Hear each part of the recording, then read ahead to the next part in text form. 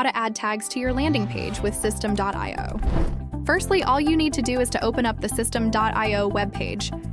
You can conveniently find the link to this in our description box below.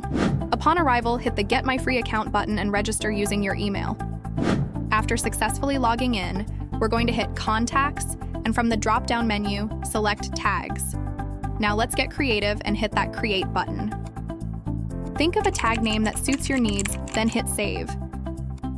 After that, go to Funnels and click the landing page you've created.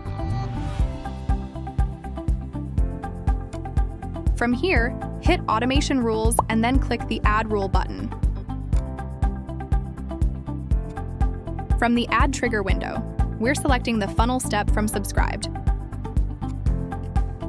After that, hit the funnel step from Subscribed that we add as a rule, and then click the Add Action button and select Add a Tag from the Actions menu.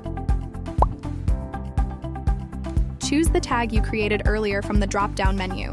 This will allow you to filter and group your audience based on their behaviors or characteristics. Once you've made your selection, lock it in by hitting the Save Rule button.